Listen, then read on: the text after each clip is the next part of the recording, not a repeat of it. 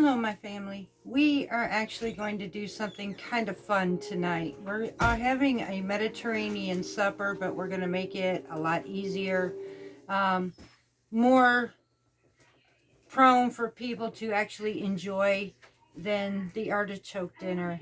And I'm also going to be going towards Italy, and we're going to do some Anise Pizzelles. Both, yep, I'm going to say this, both regular and low carb. So Mediterranean and a low carb treat and diabetic, or for diabetics as well. So you all can enjoy this. In the process, y'all, it's been crazy. If I'm not answering your questions or whatever, please forgive me. This is Christmas week, and I have a lot of plans and stuff I'm trying to do at the same time. So, but I wanted to share this one because this is going to be an amazing dinner. Well, at least I think it is for us. And then my favorite Christmas cookies every year. And then to know that I could also make them low carb as well, so that my husband can also enjoy them. So without further ado, let's go to the kitchen and let's have some Christmas fun. Okay, y'all, so we're going to start out with this recipe. We're making authentic Italian pizzelles. And then we're going to turn around and first start out with 3 eggs. And we're going to make these frothy. And I'm using a stand mixer. If you don't have this, you can also use egg or beaters, or even a whisk. So we're going to turn around and get these frothy. And once I get that to that point, I will come back and we'll finish with the next step. Okay, so our eggs are now frothy. Now we're going to go ahead and we're going to add our sugar. We're using 3/4 of a cup of sugar.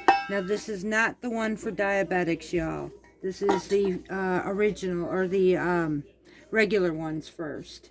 Now we're going to go ahead and whisk this together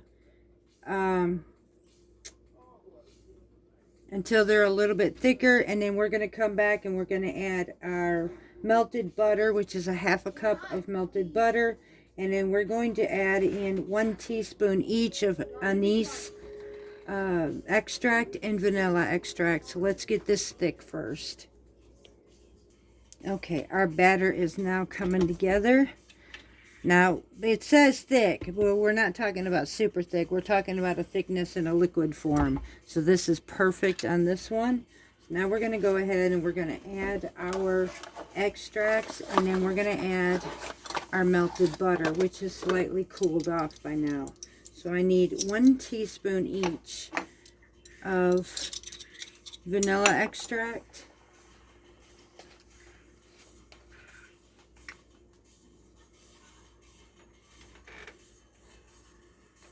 These are my favorite type of cookies.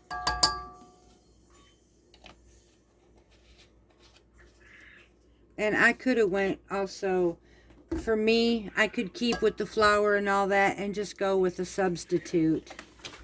But I'm just going to try to be a good girl and moderize myself on these. Now I need 1 teaspoon of anise, or otherwise known as anise.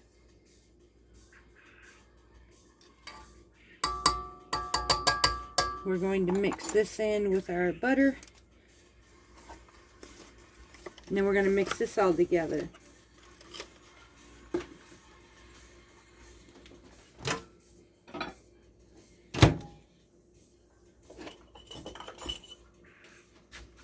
Now I'm going to pour in my melted butter.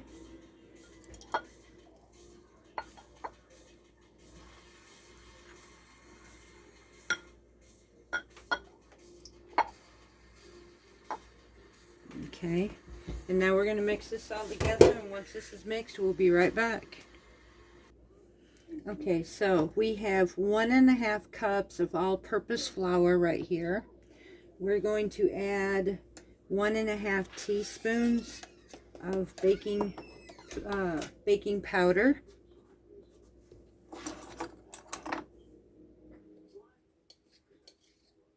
I know I'm using ingredients that most won't use, and I'm just not going to waste right now, y'all. I'm just going to use what I have in the pantry.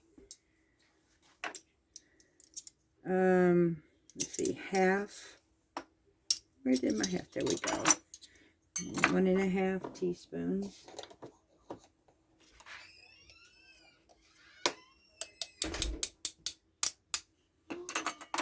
I need a pinch of salt. I'm using Himalayan sea salt.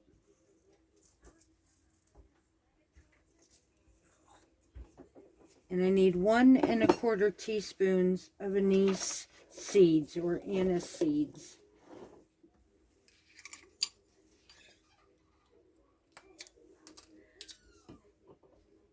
Let me see if my other one's open. Be right back. I apologize, y'all. I thought these were open. Now I need 1¼ teaspoon of these.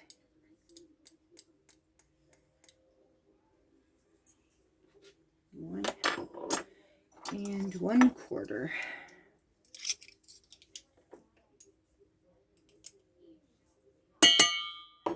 Now we're going to go ahead and mix this all together, and then we're just going to add that to our mix here, whisk it all together, and then we will have our batter, and I will show you what to do with this next. So I'm going to whisk this up.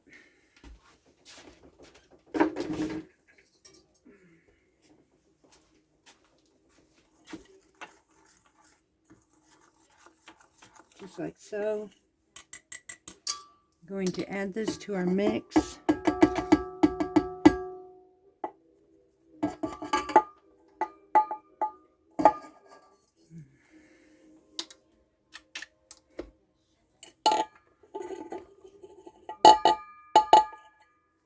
Alright, now we're going to mix this up, and once this is mixed, we will be right back. Okay, y'all, so this is what's called a Pizzelle press. It's got pretty designs on this, both the top and the bottom. Now, what I end up doing is I will lightly spray my press, and I am going to take about 1 tablespoon of our mix, and this is kind of thick. So toward the back corner of my press, because these tend to spread out pretty good, but it can seep over too much on one side because these shift a little bit. So I'm just going to put this back here. I want to try to get the shape as much as I possibly can through the whole thing. Now we're going to take our press, lower it down, and then we're going to pinch this on here. And we're going to, yeah, some of my sides has already come over. See this? What happens here? Which is alright, I'll eat that. But we're going to wait for 3 to 5 or 2 to 3 minutes, and we'll come back and check our presses and show you how this works. Alright, y'all, so we take our batter,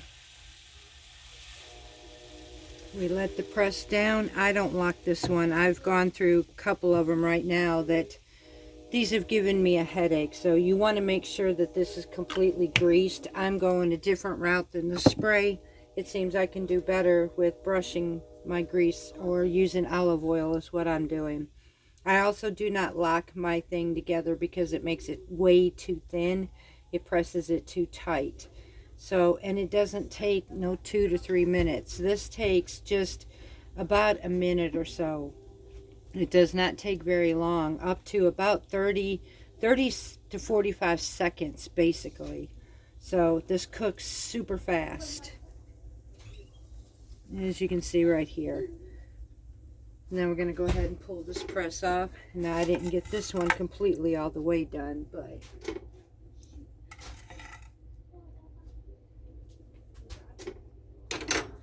go ahead and do this again. This time I'll put a little bit more on my press than I did.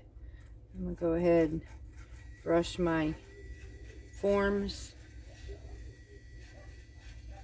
Like I said, this does not take it does not take long at all. Like I said, between 30 to 45 seconds is all this takes.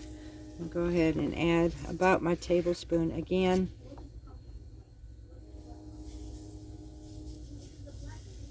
Lower my press.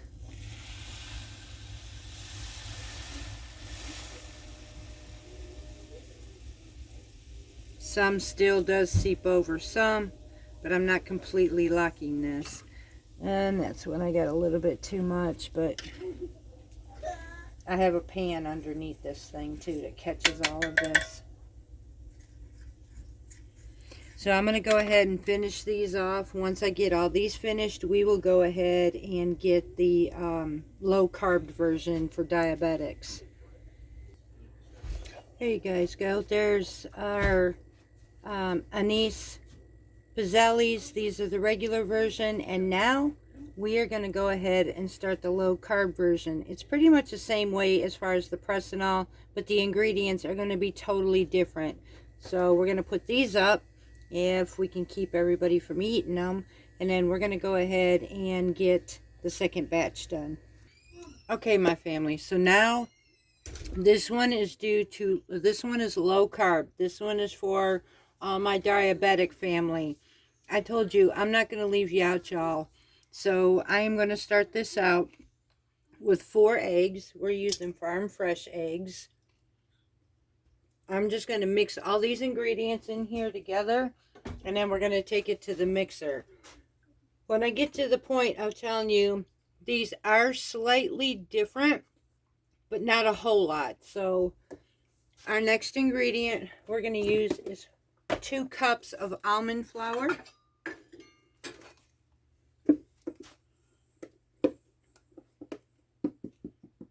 And I am going to sift this. I sift my almond flour because I don't like clumps in it.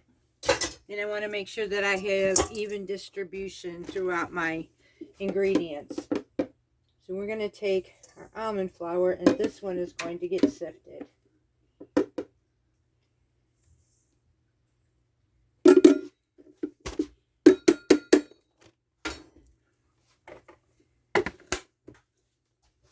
Let's set that aside. Go ahead and work this in.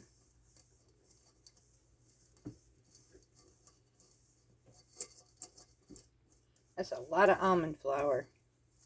And for those of you who don't like almond flour, you can tend to use coconut flour or maybe even half and half, but I will tell you, it will change the texture to these. I've never really done this with coconut flour, so I'm going to let you figure that one out. I've only done these with the almond. And like I said, these can be a bit tricky than the normal or the other version, the all-American version. Ain't nothing normal about anything or anyone anymore these days. So we just go with this norm in everything. We have 2 cups of almond flour, 4 eggs. We need 2/3 cup of sugar substitute.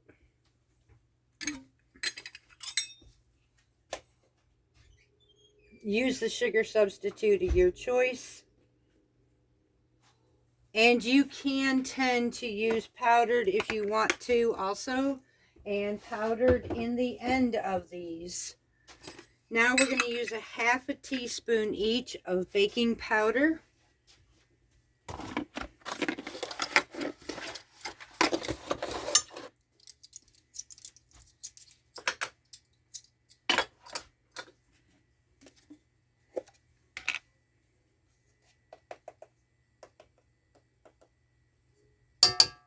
Half a teaspoon of salt.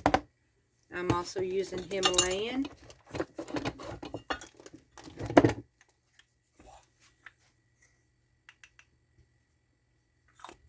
I need 1 teaspoon of vanilla extract and anise or anise. So I need a teaspoon of each.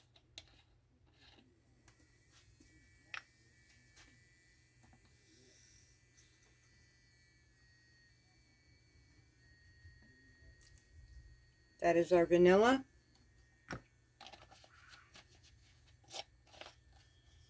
And now our anise.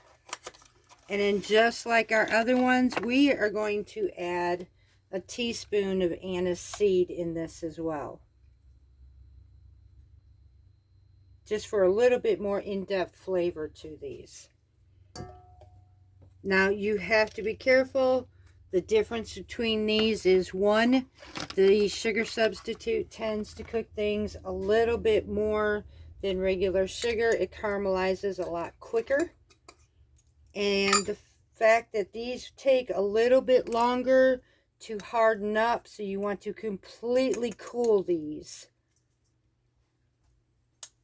All right, so now we're going to take this to the mixer, mix all this up, and we will come back. We will get ready to put these in our Pizzelle press. Oops, forgot y'all. Also need a half a cup of melted butter. Okay, my family, so I compared to the other mix that we did that was the all natural, these look a little grainy, but I am going to show you something after this goes in here. So we need, just like the others, same process in the back. We need about a tablespoon of our mix. We're going to close this and press it slowly. Let these sit for the same amount of time, between 30 to 40 seconds. And then this is what they look like when they are finished. The same Pizzelle cookies as the original ones are. The only difference is these have to sit a little longer to crisp up. So that's the only difference between these and the others. Besides, it's low carb. It is great, a fantastic cookie to be using for a diabetic, so they can enjoy an Italian Pizzelle Christmas cookie just as much as somebody else who doesn't have any health issues. I enjoy being able to give my husband something that I like as well, and to search it out till I find that right recipe. Now we're going to open this up, and our cookie is done, just like the others. I take this off of my press, I bring it to my pan, let these completely cool off, and then I have a crispy Pizzelle just like the originals. So just like the others, I'm going to go ahead and we're going to press the rest of these out, and we will be back. Okay, y'all, so just like the other batch, we have our low carb Pizzelles. Y'all, this is amazing. You really cannot see the difference until you taste them. There is a slight difference, not much. And as you can see, these are not drooping over. I am able to stack these. They're just like the other ones, maybe slightly softer, but not much softer. They still got a crunch, they still have a break, and they do not fall apart. So we have Pizzelles both low carb, and we have Pizzelles for someone who doesn't have diabetes. Now we are going to go to dinner. Okay, my family, so tonight for supper, we are fixing to make some chicken schnitzel. We are going to be making a kale cheese casserole, and then we're going to be making a fattoush salad. This is what we're having for supper tonight.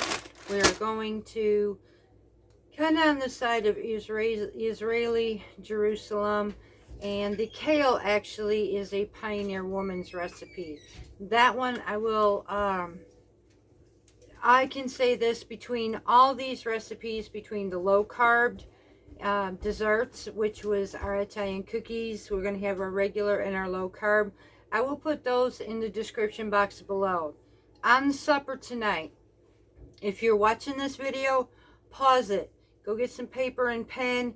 Let's turn around and take notes, because you're going to get a lot of recipes out of this video this evening. I don't think I have enough room to put it all in there. I want everybody to enjoy this. I will put special notes for those who are diabetic, for you to put your notes in there on how to make this dish for you. The only thing I will tell you, you will have to change will be the chicken schnitzel.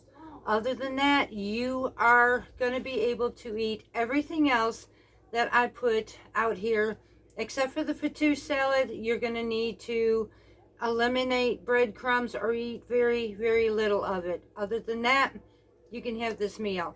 So let's go back to the kitchen. I am fixing to take this sweatshirt off because it is now getting hot. I'm going to trade it for an apron, and let's go.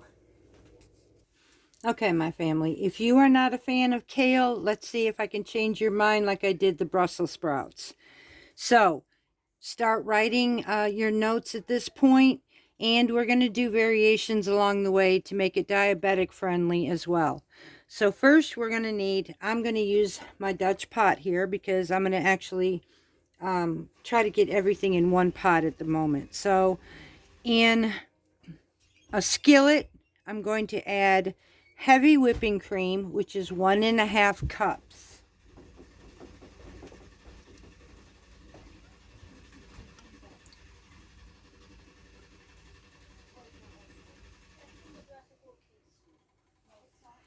Then we're going to need 8-ounce container of mascarpone cheese. And this is the whole entire container because this container is 8 ounces.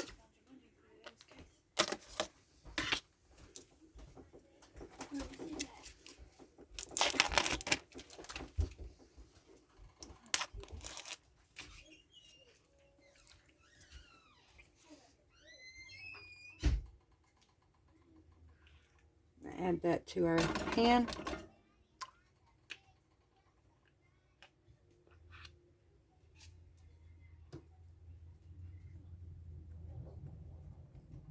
I'm not going to confuse anybody with doing this, so I'm doing my thing while I'm giving you the full recipe.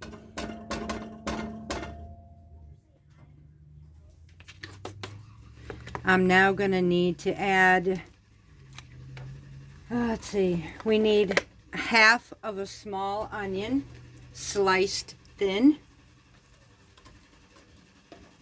Add this to our mixture.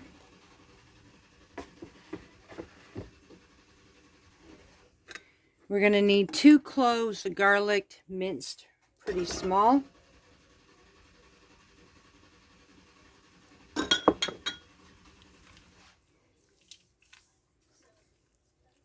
You're going to need 1 whole lemon zested.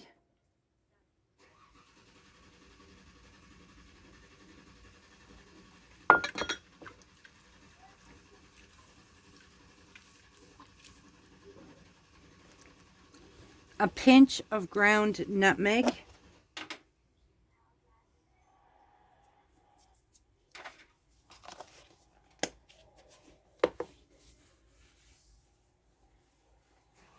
And then you're going to need either kosher salt. I'm using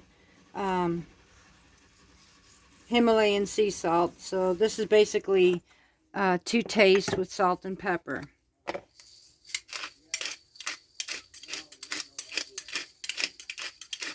Now we're going to bring this mixture up to a simmer. We're going to melt this mascarpone cheese into our sauce. This is going to take anywhere from 10 to 12 minutes, or until the onions are at least soft in this as well. So once this is done, we will be right back and we will continue with the rest of our ingredients. It'll get you time to catch up so that you can finish this out. Okay, y'all, at this point our onions are tender. We have been simmering these, so now we're going to go ahead and add our kale. We're going to need 1 bunch or 2 small bunches of stemmed and torn kale. I'm actually going to cheat and use the prepackaged stuff that's already been done for me. So this actually is a family size bag of 16 ounces. I'm maybe using 3/4 of this. So for you, that would be about, I would assume about a half a bag. So you should be able to get at least 2 different meals out of this. All right, so at this point, now I'm going to take this, I'm going to mix it together, I'm going to put my lid on it, and I'm going to cook this for about 3 minutes.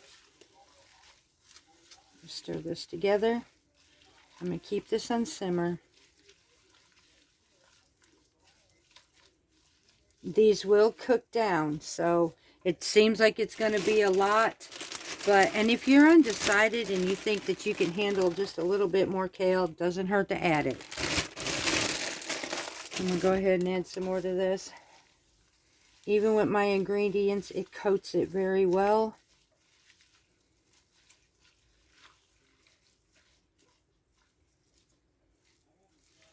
Okay, so now I'm going to go ahead and cover this. We're going to let this cook for about 3 minutes. And after that, we'll be right back.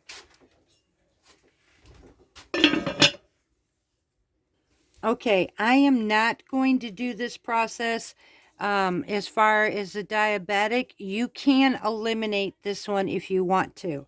But I'm going to go ahead and give you the next step while this is cooking. You're going to need a small dish. With that small dish, you are going to need a half a cup of panko breadcrumbs. You're going to need 4 tablespoons of salted butter melted.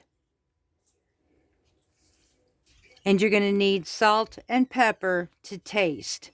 Mix all of this up very well. Set it aside. You're going to use that as your topping.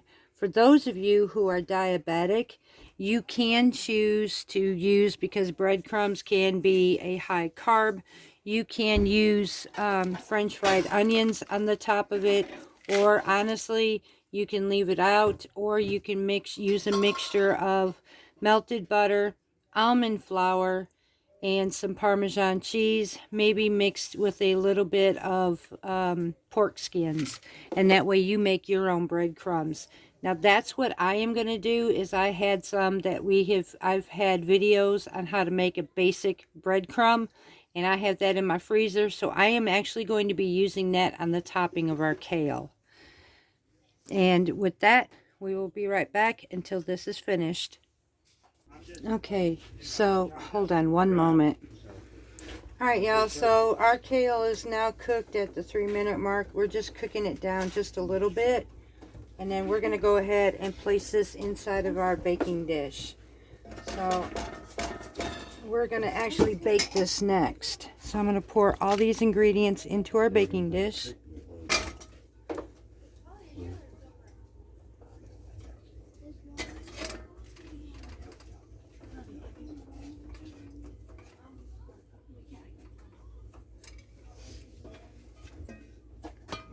Fill this up. I love these pans, but they're a bit heavy, and I probably could have used my littler one. Now I'm going to spread this out. And now we are going to top this with grated 3 cups worth of grated Monterey Jack cheese. Now this serving that I am giving you the recipe for will serve anywhere from 4 to 8 people. So now I'm going to take my grated Monterey Jack, and I'm going to spread this on the top of my casserole, just like so. And then from there we are going to put our breadcrumbs, whether it be those who are ordinary, have no health issues. You can top your breadcrumb mix like I gave you with your butter and your salt and pepper. And for those who are low carb, you are going to use your either the French onions on top, and that's probably what I am actually going to do, just to add a little in-depth flavor to it. Not a whole lot. I'm just going to be just topping it just a little bit. I think it was 2 tablespoons, and I'm using the one from Aldi's. It's organic. 2 tablespoons of this is 3 grams of carbs. There is no sugar whatsoever. Unfortunately, there also is no fiber, but I'm breaking this up really well. And then we are going to put this in a 425-degree oven for about 18-20 minutes. And we're going to pull it out of the oven, and we're going to let this sit for 10 minutes. And this is going to be the side dish to our chicken schnitzel tonight. So now I'm going to get this in the oven. As soon as I turn a pan that's already in here right quick.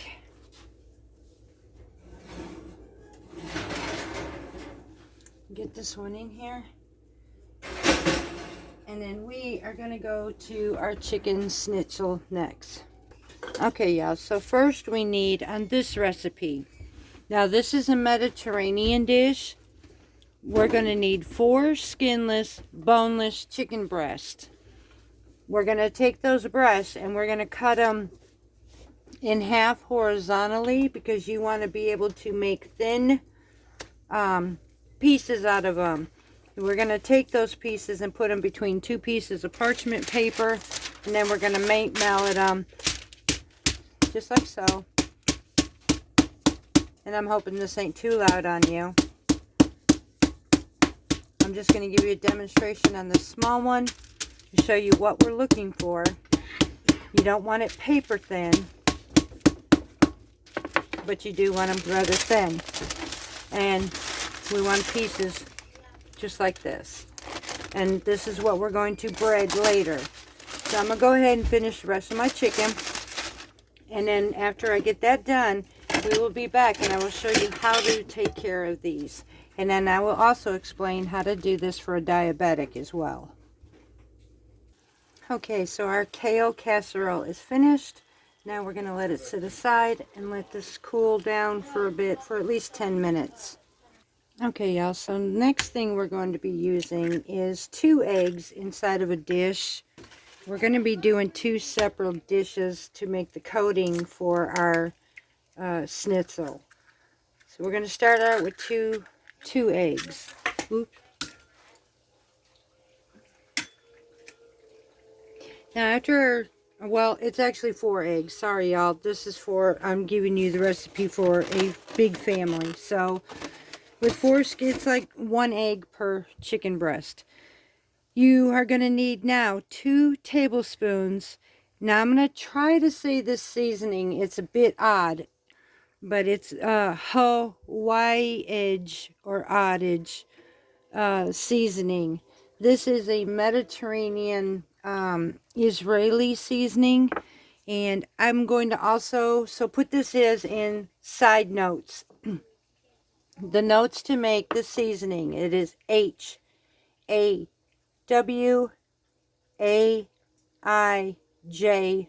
seasoning. What you're going to need to make this seasoning is 1/4 cup turmeric, 2 tablespoons of black pepper, 2 tablespoons of ground cumin. You're going to mix that all together, store in an airtight jar, and that is it.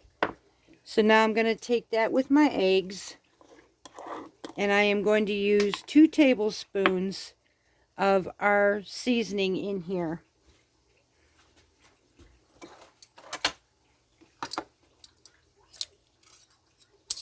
And I lost my tablespoons. Be right back.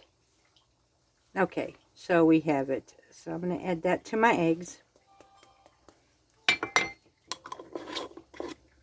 And now I'm going to take and beat these eggs.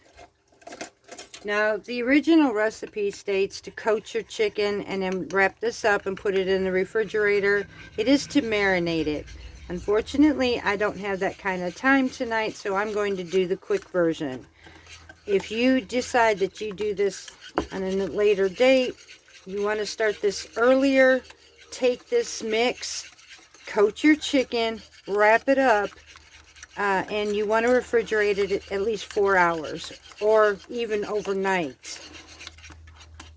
It'll just give you a more intense flavor. So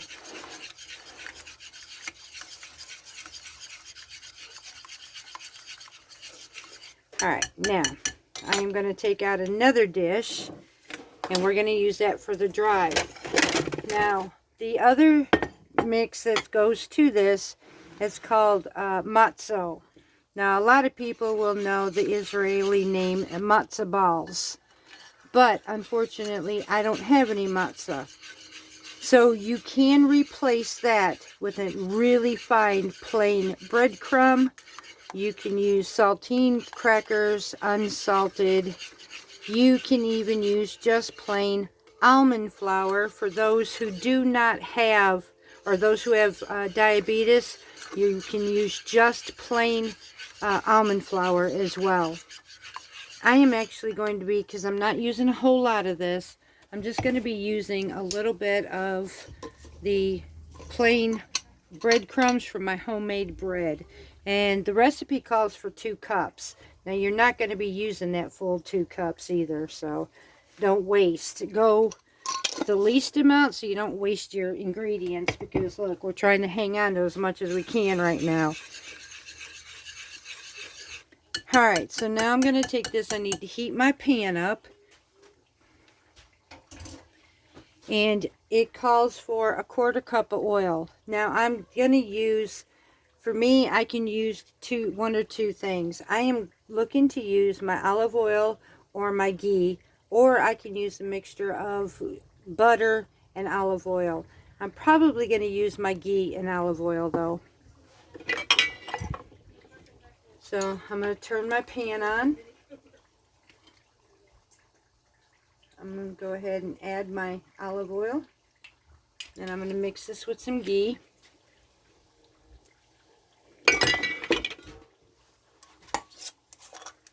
Just for that extra buttery flavor.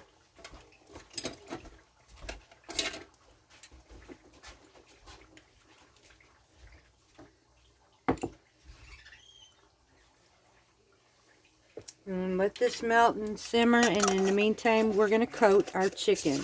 So I'm going to take a pair of tongs on this part.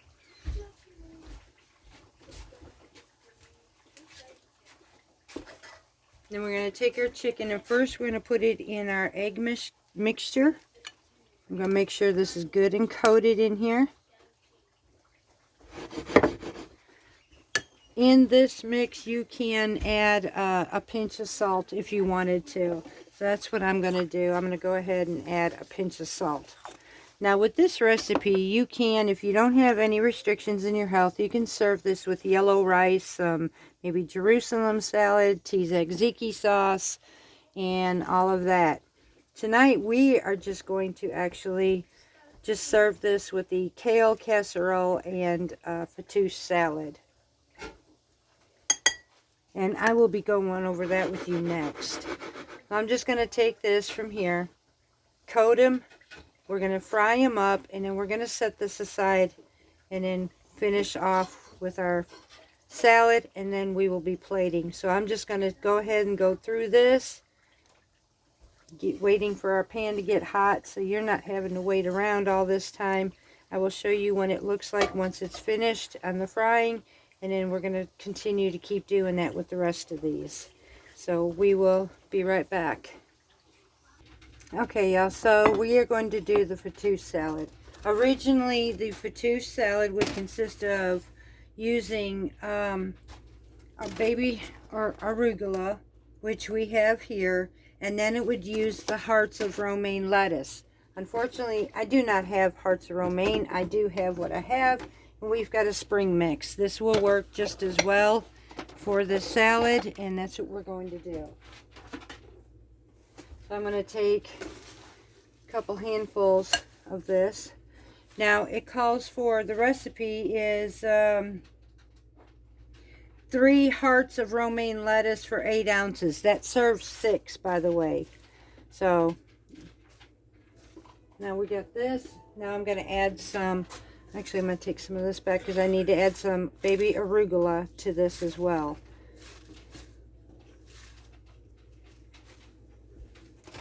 And we're going to add our baby arugula.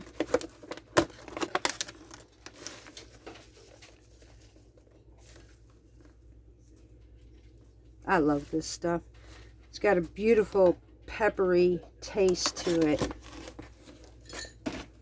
Alright, now we're going to put this aside.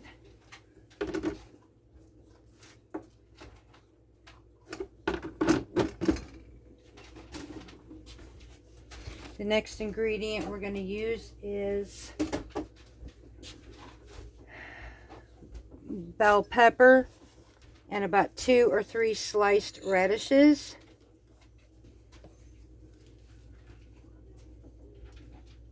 We're going to use a half of an English cucumber that is sliced.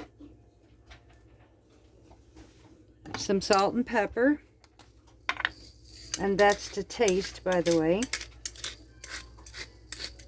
And then we are going to do our seasonings and then our dressing. So at that point, we will be right back. Okay, y'all. So we also have some sliced tomatoes halved in here as well. I'm going to be adding about a cup of sliced thin mint or mint leaves. I'm not going to add that much. I'm actually just going to go ahead and sprinkle some of this mint because these are dried. I don't have the fresh. So just go ahead and if you have dried, just sprinkle about, I've got about 2, maybe 3 tablespoons of mint leaves in there. Now I'm going to go ahead with the dressing and add 1/3 cup of olive oil.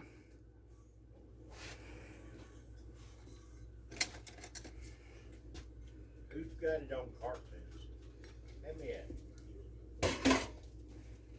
3 tablespoons of pomegranate molasses. Now. Be right back. Sorry about that, y'all. 3 tablespoons of pomegranate molasses.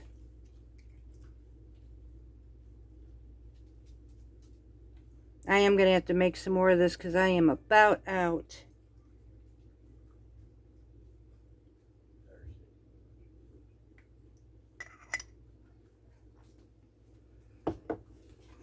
Go ahead and clean out our spoon. Just like that. Okay, so now we've got juice of 1 lemon.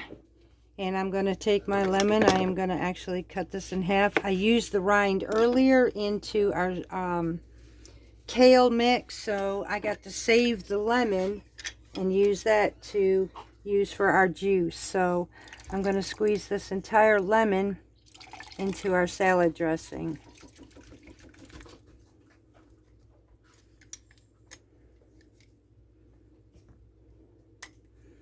And take our other half, add that to this.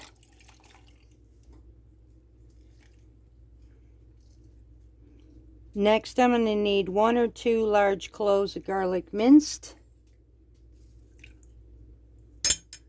Let's set these aside.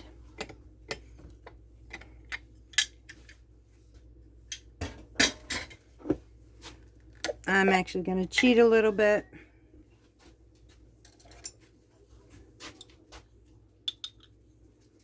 Now I'm using about 2 minced garlics. Now I need 1½ teaspoon of sumac.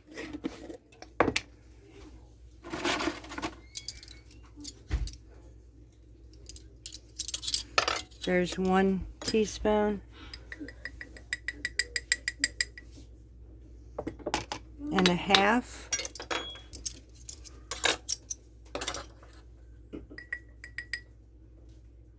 That's that seasoning that gives you that puckering lemony flavor. I need 1/4 teaspoon of allspice.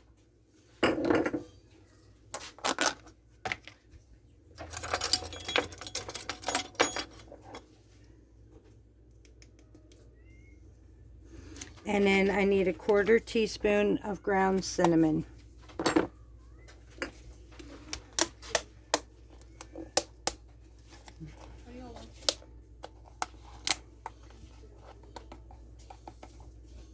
Now we're just going to mix all this together and we're going to pour this over the top of our salad and then just mix it up, and that's our dressing right there. Now I am going to take a small pan with some olive oil. You can use pita chips in this, or I am actually going to be using breadcrumbs, and I'll be adding that into our salad. So I'm just going to pour partial of this and then save the rest for another time.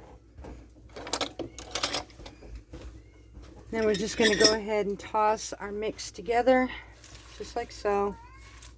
Let this sit while we go ahead and work on our croutons, and then y'all, supper will be ready. So let me go ahead and get our breadcrumbs heated up, season, or actually just heated up in olive oil. Add that here, and then the next part you will see is our finished plates. And that is final plating, y'all. We have our chicken schnitzel over here. We have our kale casserole, and now we had our fattoush salad. This is a nice, lightweight, not so heavy type of meal. It is Mediterranean, full of vegetables and nutrients, vitamins, and just a little bit of protein. This is the best type of dinner I could ever want. So I hope you enjoyed this video. Until next time, I love each and every one of you dearly. We will be back in the kitchen again because we do have some Christmas stuff to come up. And I hope you enjoy those Pizzelle cookies as well. Again, I will put the recipe in the description for those. I have given you a lot of gifts of recipes today, so some of this you will have to take notes, y'all. I love you. Merry Christmas. Until next time, see you from Parton's Heritage Homestead.